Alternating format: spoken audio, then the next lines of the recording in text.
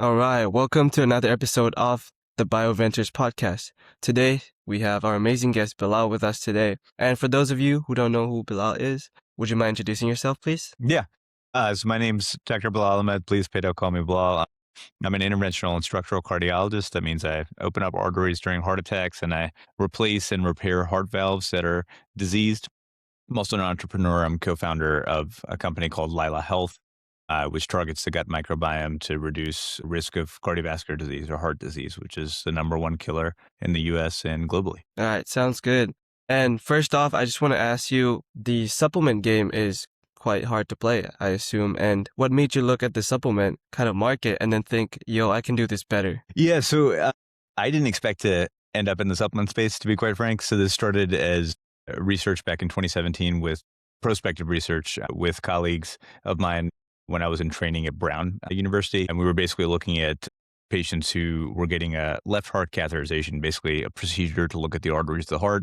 We split them into two groups: people who had blockage, needed stents, or basically needed that blockage popped open, and people who had no blockage. And we got a rectal swab because microbiome science was really kind of a nascent field and continues to be, but has a lot more evidence now. To do something called 16S sequencing to see what kind of bacteria grew in and what diversity, and then metabolomics, which basically tells you what kind of chemicals they make and what interactions they may have with different disease states. About 3 patients shy of our enrollment limit, we got defunded because a once in a lifetime pandemic hit, and all funding got redirected appropriately to COVID-19 research. So it remained a passion project of mine. Went through cardiology training, and there were a bunch of links there. And so my middle sister called me one day and was like, hey, I have a business idea to bring, South Asian or Pakistani flavor, which is healthier than what you get in the restaurants. When you go to like an Indian restaurant or a Pakistani restaurant in the US, it's usually oily. She wanted to bring this drink called mango lassi. It's like almost like a mango milkshake. And a light bulb went off because it's a yogurt-based drink. Yogurt's high in probiotics. And I was like, I've been sitting on this idea for years now. And we started a company. Problem is you can't get into pharmaceuticals because the R&D cycle is 10 to 15 years. And so they're at the phase 1 study kind of level. And then you legally cannot patent probiotics. And so that has also stopped pharmaceuticals from entering the market. So supplement space was the only place left. But like you said, now that I'm here, it's a crowded market. It's a dirty market. I do think I can do it better. We can talk about that more later. All right. Wow. Okay. That's a good story. And what made you think that you could pull it off with, like, I assume your schedule is super busy as a cardiologist. Yeah. Well, used to it. Yeah. Mm-hmm. Lack of sleep is kind of part of the job description. It was a passion. Anything that you care about, you make time for, right? And what really kind of forced my hand was, the only place I could go was the supplement industry. I looked at the supplement industry and was like, this is all horseshit. Like, there's nothing here. Like, very few companies have any real data. So there's a bunch of problems, right? Either they will say they're science backed, but when you Google it or you go on PubMed, which is like the index for all medical literature that's worth reading, you can't find anything. All you find is links back to their PR releases. So you can't actually see the studies. So you have to take them at their word. Or they have studies, but they're in rats or mice. And, you went to Hopkins, or probably know that you can't extrapolate, one species to another species. It's really kind of a hypothesis generating study, or animal studies are. And then kind of third-party testing for companies that will not be named showed anywhere from none of the active or 0% of the active ingredient that's on the label is actually in the product to maybe like half of it, all the way to 10% of the product is constituted of rat feces. So I was like, this is disgusting. There are no real trusted authorities in the space. I could do that and formulate something that's based on in-human randomized controlled trials as like the bare minimum. And people see through bullshit these days. They get slammed with supplement ads. And so the consumers, I feel, are savvier than we give them credit for, and they want something real. I see. So if I'm a consumer and I am taking supplements, how do I distinguish that, this one I should take and this one I should stay away from? Yeah, great question. Few good ways to do that. So you don't have to be an expert in reading studies, but look for studies. If there are studies, that's a great first step. Make sure the studies are in humans. If they're in humans, even better. and make sure that it, at the very end of the abstract, in the conclusions, there's actually a positive benefit that's statistically significant. If it's a negative trial, if it had no benefit, you can't just take that. Or if it's, a benefit for something other than what you're taking it for or another purpose, then that supplement's not going to help you for whatever you're trying to achieve. So those are a few kind of quick and dirty rules in terms of, screening. I would look for data, make sure that it's in humans and that it does what you're trying to do. Okay, I like that. That's simple and easy. And what are the steps that you're taking to lead your customers to the right path, into looking up your things and seeing the research? How are you putting Yeah, that out? so a lot of the kind of my personal mantra and then also the company's mantra internally and also consumer facing is no bullshit ever. And what that means is transparency with the data. So for example, I use 79 medical studies in humans to formulate this. All of that is available widely. It's on the website. When people ask, I just share the Google Drive folder that I have that has all the studies in it. I write blog posts on the website and on LinkedIn with every fact or claim that I've made hyperlinked to the index study, so you can literally read it and confirm whether I'm lying or not. And then I make, educational content on TikTok and Instagram. And same thing. I'll put like an overlay of the study so that people can look it up and say, hey, like this is valid. I can trust this person because it's an actual study it's based on. Okay, and I've looked at your supplement. It talks a lot about the microbiome, right? Yeah. Now, I feel like microbiome is super misunderstood field, at least, people who didn't learn about it. So how would you educate other people, and like what do you want to say to the audience that doesn't really understand what's the importance of the gut microbiome? Yeah. Great question. So it's definitely misunderstood, and it's probably because of the supplement space by and large. It's become this kind of marketing phrase. People just see microbiome and they think, oh, this is, someone selling me something. So I'll give kind of a few high level points. So there are more bacterial cells in your body than human cells. They outnumber us. They're in the trillions. And then when you look at the genetic contribution in terms of DNA from the bacteria that reside or symbiotically, hopefully, within us contribute from 150-fold the DNA that your cells, contribute. And so it would be insane to think that there's no link between the multiple different types of bacteria, the chemicals they're making, and interaction with metabolism and different organ systems. So that's one thing. Second thing is it's a relatively new field. What I mean by that is the first big trial that came out actually testing this idea of the gut microbiome was in 2013. It was for this nasty diarrheal infection that doesn't respond well to antibiotics called C. diff infection. You may have heard of it. It was a trial in the New England Journal of Medicine in 2013.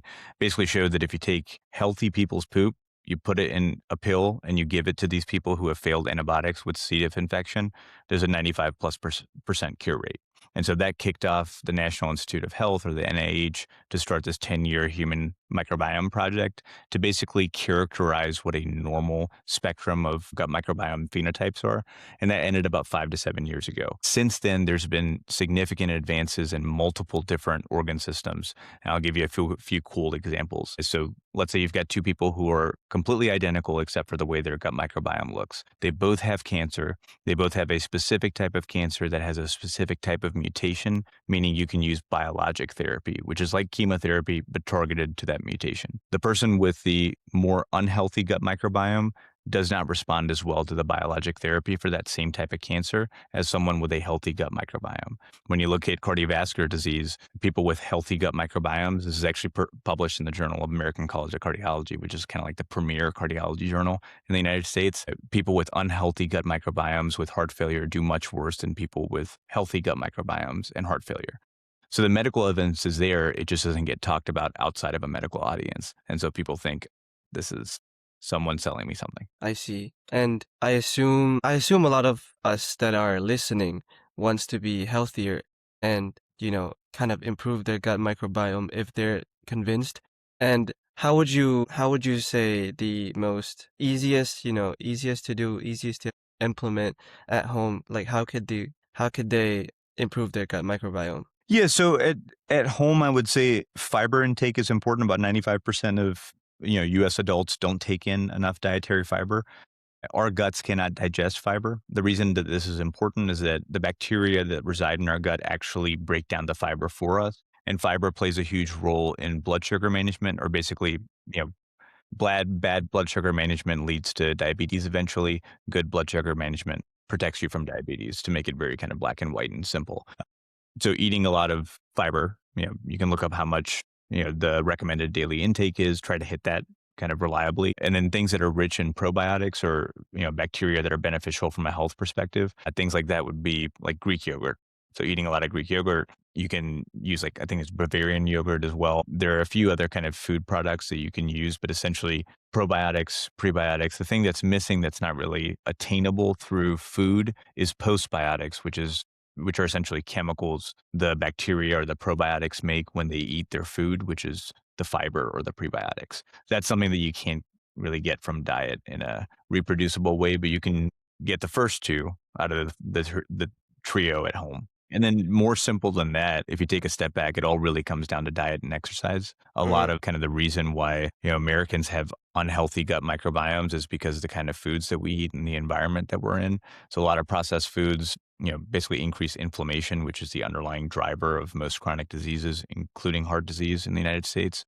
And then when kind of tangent, but forgive me for a second, if you compare the gut microbiome phenotypes of people in the US versus like sub-Saharan Africa, or like, South Asia, that are more like rural, not as industrialized areas, those people tend to have healthier gut microbiomes than people in industrialized nations like the United States by a large amount.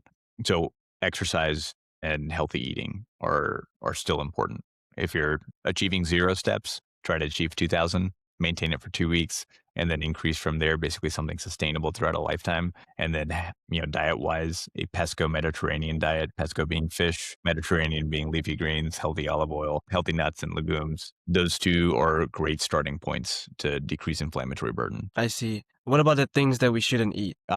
Don't eat McDonald's if you can help it. Try not to eat a lot of Okay. red meat. Fast food, deli meats that are highly processed. They have to be. That's part of the preservation mechanism to keep them on the shelf for longer. So, like, we all like deli meats and deli sandwiches, but they're horrible for you. That combination of a lot of carbs with the bread and then the cured meats is just, horrific in terms of inflammatory burden. I see. Yeah, I heard you mention, prebiotics and postbiotics. What are those? Like, can you explain? Yeah. So, very simply, prebiotics are food for bacteria. Even simpler than that, it's fiber. Probiotics are beneficial bacteria, or bacteria that will do some healthy or good health action for you. And then postbiotics are the chemicals that, through natural metabolism, those probiotics or good bacteria make after consuming the prebiotics or the fiber. And then the postbiotics are actually what do the health action that you're looking for. So, for example, for my company, my big thing was reduction of cardiovascular risk. The biggest risk factor is high cholesterol, specifically LDL, or kind of the bad cholesterol that clogs up arteries and leads to heart attacks. And the postbiotic is kind of essential in doing that health action. Hmm. Does that make Okay. sense? Yeah, it does. And I've heard a lot about LDL, but I feel like, I still feel like a lot of people don't know about it, because you could, from my understanding, you could be exercising right, you could be eating right, and your LDL could still be through the roof. 100%. So lifetime exposure to high LDL is the number one predictive kind of risk factor for development of blockage in the arteries, the heart, and overall heart disease. So there are different types of cholesterol. Your liver will naturally kind of take in cholesterol from your diet and then process it. LDL is a type of cholesterol that is small and very dense. So that's what makes it kind of atherogenic, or promotes blockages. Essentially, what that does is it irritates the blood vessel wall, and then has your own immune cells turn into kind of enemies. It's almost like autoimmune disease. So there's a type of immune cell called macrophages. They come in, they gobble up oxidized LDL. So there has to be some sort of inflammatory kind of trigger to oxidize the LDL. And then those macrophages, once they're full of the oxidized LDL, become what's called foam cells, and they deposit inside the blood vessel wall, and then essentially lead to this propagation, or this vicious cycle of accumulation of more and more LDL, which then narrows the artery and may completely close it off, causing a heart attack, which is a heart attack. I see. So What can we do? So diet, exercise, and then if you need medication for it, there are different ranges of how high the LDL is. And I can go into specifics or guidelines, but it sounds like this is more of a lay audience, so I'll kind of keep it as simple as Mm, possible. Basically, there are different ranges of high, and there are different kind of therapies for it or how intense you have to be about treating it. So, for example, like what I'm selling or what I'm passionate about reduces your LDL on an average of 15 to 21%, which is on par with some of the pharmaceuticals that I prescribe in clinic, things like ezetimibe and bempedoic acid. I don't know the average age of your audience, but if mm, they're a little bit on the older side, they may know some of these drugs. That's good if you have normal LDL or slightly high LDL and want to reduce it. If you have significantly high LDL, if you've had a heart attack in the past, for example, and need extremely intensive LDL lowering, then my product's not for you. It's not that intense. Then you would be on medications like statins or injectable therapies like PCSK9 inhibitors, or there's this small interfering RNA-based medication called Leqvio. So there are a few pharmaceutical options, but it ranges from healthy lifestyle to maybe supplementation if you buy that, to actual pharmaceutical therapy and monitoring with a physician. I see. I see. Okay. And is there something else that your product targets that it's super niche, like that people might not understand? Yeah, so insulin resistance, so basically the spectrum or what leads mechanistically to diabetes, reduces insulin resistance by roughly 22%. And then the third and final kind of benefit is basically IBS or functional GI symptoms. So it alleviates those with pretty good reproducibility within about 4 weeks of daily use. It's meant to be used daily. And then the cholesterol lowering, I tell people, get a cholesterol panel with your doctor before you start Lila, and then get it 3 months later. And unless you've suddenly changed your lifestyle and started eating 3 cheeseburgers a day when you weren't before and become completely sedentary, you'll see a drop. And that'll be all the proof that you need. I see. Okay. I think that, longevity is one of the most, heavily increasing industry these days. Is your product also targeted towards that? And what is your take actually on the things that will improve your longevity? Yeah, it's not targeted at longevity because there is nothing that will increase your lifespan. My goal is to increase the amount of time you're on this earth and healthy, because on Mm-hmm. average in the United States, the last 10 to 15 years of someone's life are dealing with chronic illness. That's a really shitty way to go out, whether it's cancer, whether it's heart disease, what have you, being, limited symptom wise and also dealing with chronic health issues sucks. So I want to reduce the amount of time that people are unhealthy towards the end of their life. There's nothing proven that will actually extend the average lifespan of, an American, for example, if everyone adopted, these different longevity products or longevity targeted products. Like there's nothing that's going to lengthen your Mm-hmm. telomere. There's nothing that's going to, make the rate of cancer go down kind of universally across all types of cancers. Like there is no silver bullet in medicine. There hasn't Mm, been. There isn't one yet. Maybe there will be, but I doubt it. I see. So funny question. So what's your take on Brian Johnson's? I think he's wasting roughly $56,000 a day. Okay. Do Pretty you not much. think? Mm-hmm. His drink, right? The pink one. Yeah. What do you think about it? I don't think there's any data. There's no data behind any product that actually increases lifespan. If you think about like studying something like that and proving that it increases lifespan, you have to study someone over a lifespan, right? And you have to show that after taking it for 50 years, he lived to 200 like he wants to live to. Yeah. There's like, you can't do that kind of study. There's no way to prove it. I mean, you can try Mm, animal models and try to extrapolate, or you can like give it to a 90-year-old and see if they make it to, 110, but they've already made it so far that they're statistically likelier to make it to 110 yeah. than like a 40-year-old. You know what I mean? Like it's Yeah. just flawed from the very idea of it. I mean, if you study something and then 100 years from now, it shows that, it increased lifespan. Great. Like some of these things mechanistically, like if you look at it just from a cellular mechanism standpoint, hypothetically could increase longevity. But if we practiced medicine or lived life that way, we would be in a whole lot of trouble because the greatest ideas fail because the human body is a complex ecosystem with a lot of factors that you can't account for. And going off just mechanism alone for one isolated thing in a vacuum does not bear out. Things that we didn't think would work, worked. things that we thought would work are kind of piled up in the patent office and were never used because they sucked. They didn't actually work. I see. All right, sounds good. It's like trying to predict the stock market. You can't Yeah. with 100% fidelity. You just cannot. There are too many variables. Yeah, that's true. Okay, so all right. Now I want you, I kind of want a little summary of what Lila does for you and how you could implement that into your daily habits and how it would help. Yeah, absolutely. So I'll say this to start. This is not going to replace a healthy lifestyle. It's not meant to. Nothing can do that.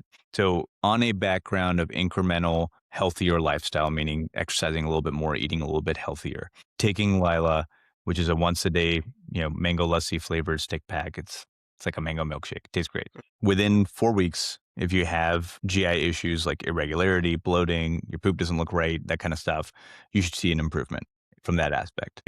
Or by month 3 rather, you should see a reduction in your LDL or the bad cholesterol if you checked it before and at the 3-month mark of roughly 15 to 21%. And then you should see an improvement in your insulin sensitivity that can be measured by something called hemoglobin A1C. It's a lab test that tells you, glucose basically attached to red blood cells over the last 120 days because that's the life cycle of red blood cells. Okay, so what's the data you could kind of quickly summarize for people who doesn't believe it? Yeah, there are 13 randomized controlled trials, one of them in the European Society of Cardiology journal. There's also a JACC, or a Journal of American College of Cardiology heart failure paper that basically delineates this and talks about the entirety of the data and how it's essentially the most compelling target for reducing cardiovascular disease risk beyond what we've already reduced it to with the things in our arsenal in patients with heart failure.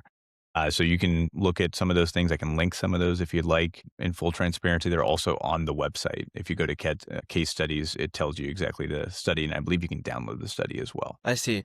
All right, we're kind of moving towards the end. So what's the most misunderstood thing? And if you want to wait, sorry, let me rephrase this question. Okay, there's a lot of misunderstanding in the health industry, blah blah blah blah blah.